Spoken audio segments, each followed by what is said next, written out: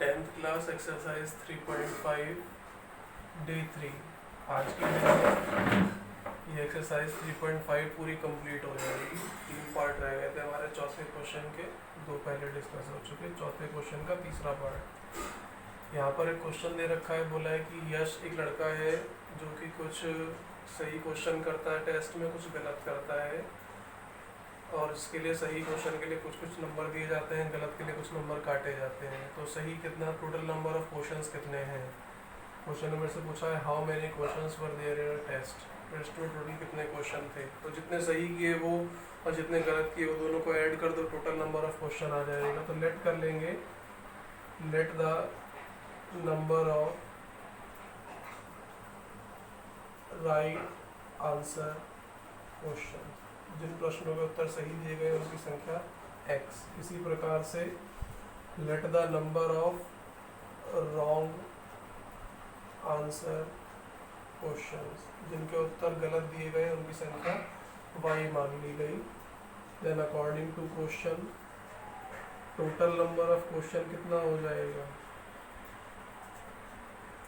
यही तो पूछा है how many question were there in a test, तो जितने का आंसर उसने सही दिए वो प्लस में जितने का आंसर उसने गलत दिए वो। अब ये दोनों पता लग जाए, दोनों को ऐड कर दो, आंसर आ जाएगा। तो ये हमारे टोटल नंबर ऑफ क्वेश्चन आ गए। अब पढ़ते हैं। बोलता है यश ने स्कोर किया 40 मार्क्स। उसका स्कोर जो था केस नंबर 1, यश का स्कोर 40 मार्क्स का है। तो अब स्कोर कैसे काउंट होता है, जितना आपको टोटल मिला उसमें से जितना गलत था, जितना आपको सही नंबर के लिए मिला उसमें जितना गलत था उसको माइनस कर दो, तो ये आ जाएगा। तो ये रिजल्ट है। तो इसी प्रकार से in a test getting 3 marks for each right answer. अब राइट आंसर की संख्या कितनी है, x। तो एक क्वेश्चन पे कितना, एक क्वेश्चन पे नंबर 3 मिलता है, और ऐसे कितने क्वेश्चन राइट किए हैं, तो टोटल राइट आंसर्स कितने, टोटल राइट आंसर्स के मार्क्स कितने आ गए। अब answer and losing 1 marks for each wrong answer. तो एक रॉन्ग आंसर पे कितना लूज होता है, 1, और total number of wrong answers है कितने, y। तो टोटल रॉन्ग मार्क्स इतने आ गए, टोटल राइट मार्क्स इतने, टोटल रॉन्ग मार्क्स इतने। तो राइट में से रॉन्ग घटा देंगे तो जो उसे ऑब्टेन हुए वो आ जाएगा। तो इस तरीके से मिला 3x - y = 40। इक्वेशन नंबर 1 बन गया।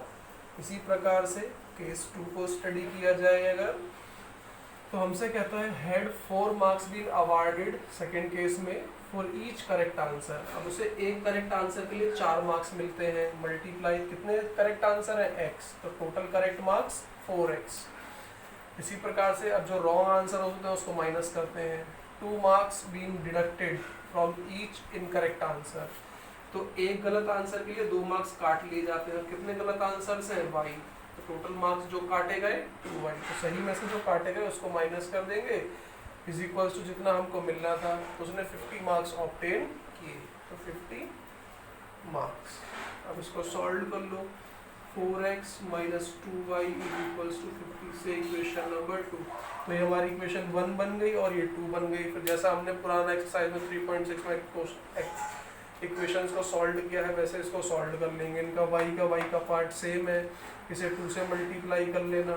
तो 2 × 3 = 6x और 2y और 42 × 80 मॉडिफाई हो जाएगा। निशान चेंज कर लो, प्लस का माइनस, माइनस का प्लस, प्लस का माइनस। माइनस का 2y प्लस का 2y कट गया, 6 में से 4 गए, माइनस का 2 है क्योंकि माइनस क्रेडिट बन गया। माइनस का 30 और माइनस का 80 बढ़ा, माइनस से माइनस कट गया। x की वैल्यू आ गई 15।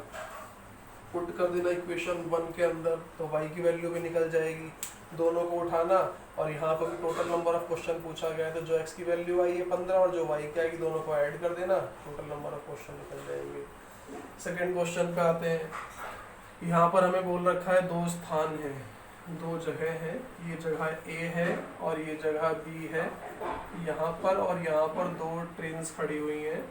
बोल रहा है a place A and B are 100 meter apart. इन दोनों के बीच का जो डिस्टेंस है वो टोटल 100 किलोमीटर है।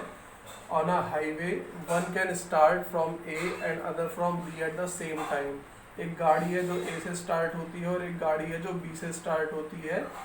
If can travel in the same direction at a different speed. अगर दोनों की दोनों जो गाड़ियाँ हैं वो सेम डायरेक्शन में चलेंगी, ये भी इधर चल रही है और ये भी इधर चल रही है, दोनों सेम डायरेक्शन में चलती हैं, अब इन दोनों के बीच का डिस्टेंस जो है वो 100 किलोमीटर है speed. They meet in 5 hour, तो ये गाड़ी मतलब तेज चल रही होगी और ये धीरे चल रही होगी, तो ये इससे आगे जाकर कभी ना कभी 5 आवर में मिल जाती है। तो केस 1 की बात करते हैं।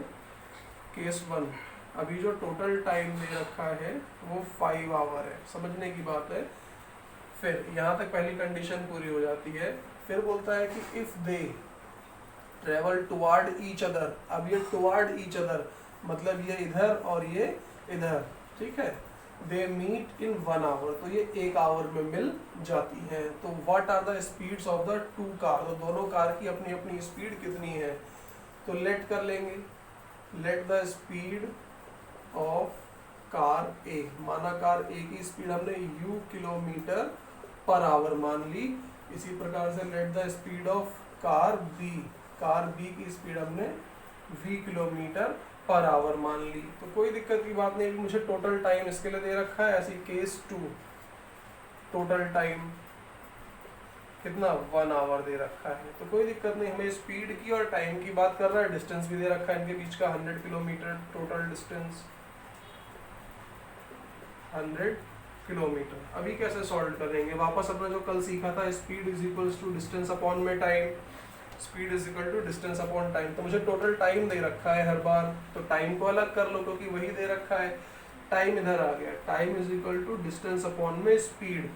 अभी केस 1 को अगर देखें तो टाइम कितना लग रहा है उसको 5 आवर, डिस्टेंस कितना कवर कर रहे हैं 100 किलोमीटर।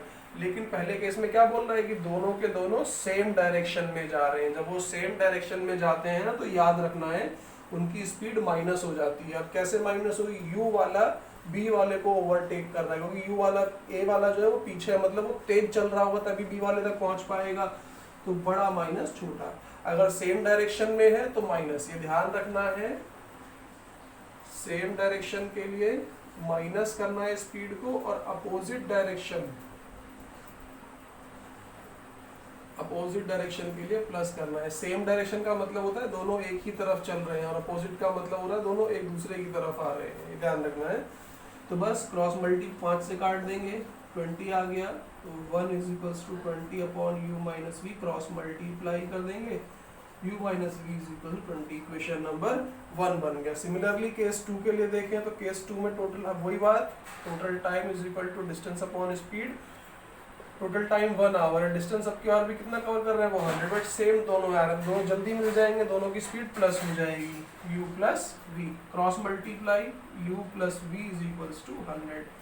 इक्वेशन नंबर 2, अब देखो इनके v के कंपोनेंट ऑलरेडी सेम है, निशान में बस रख के काट देना है, v की वैल्यू आ जाएगी, निकाल लेना, u की वैल्यू आ जाएगी, निकाल के पुट कर देना फर्स्ट में, v की आ जाएगी, और उसने स्पीड ही पूछी है तो u और v के आंसर आ जाएंगे दोनों के दोनों। तो ये भी डन हो गया। ध्यान के रखना है सेम डायरेक्शन के लिए कैसे होगा और क्या करना है स्पीड को, अपोजिट डायरेक्शन में क्या होगा और क्या करना है स्पीड को।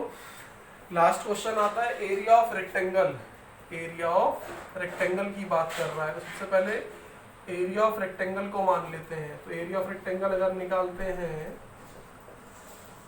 एरिया ऑफ रेक्टेंगल क्या होता है, length into breadth. Area of rectangle यही होता है, लेंथ इनटू ब्रेथ। फिर हमसे कह रहा है gets reduce by 9 square unit. Area जो है, तो अकॉर्डिंग टू क्वेश्चन केस 1 है ना। अब तो मैं पता नहीं, तो एरिया ऑफ रेक्टेंगल ये होगा, तो लेट कर लो, let the length L, breadth B, length को L मान लिया, ब्रेथ को B मान लिया। तो अब क्या होगा, अब कह रहा है कि एरिया जो है, तो एरिया ऑफ रेक्टेंगल मतलब कि एरिया कितना लिया हमने LB, गेट रिड्यूस बाय 9, तो एरिया जो है वो 9 कम हो जाता है। कब, if the length reduce by 5, अगर लेंथ को 5 रिड्यूस कर दिया जाए, and breadth is increase by 3 unit, और ब्रेथ को इंक्रीज कर दिया जाए, बढ़ा दिया जाए 3 यूनिट। रिड्यूस का मतलब माइनस, इंक्रीज का मतलब प्लस। तो ये एरिया कब आएगा, जब लेंथ को ब्रेथ से मल्टीप्लाई करूंगा तब एरिया मिलेगा। तो वही area is equal to area. तो लेंथ में से 5 यूनिट माइनस किया, ब्रेथ में 3 यूनिट प्लस किया, तो एरिया आ गया। और जब इन कंडीशंस को प्लस माइनस किया तो एरिया में 9 का रिडक्शन हो गया। ये केस 1 था। अभी सॉल्व कर लेते हैं। L into B, LB, L into 3, 3L, minus का 5B, माइनस प्लस माइनस का 15। L B minus 9, L B को इधर लाएंगे तो ये कट जाएगा एल बी से L B, 3l minus 5b, 15 को उधर भेज देंगे प्लस का हो जाएगा 3l minus 5b, 15 5 20 4 24, equation number 1 बन गया। सिमिलरली केस 2 को देखते हैं। अभी कहता है if we increase the length by 3 unit, अगर लेंथ में 3 यूनिट की बढ़ोतरी कर दी जाए, ठीक है, एंड ब्रेथ बाय 2 यूनिट, और ब्रेथ में भी अब की बार 2 यूनिट की बढ़ोतरी कर दी जाए, तो लेंथ इंटू ब्रेथ क्या आ जाएगा area, then the area increase by 67 square, तो एरिया में क्या 67 स्क्वायर यूनिट बढ़ जाता है। तो find the dimension of the rectangle, तो डायमेंशन तो हमने मान ली है, length L breadth B, dimension मतलब एल और बी निकालना है। वापस इसे ऊपर मल्टीप्लाई किया,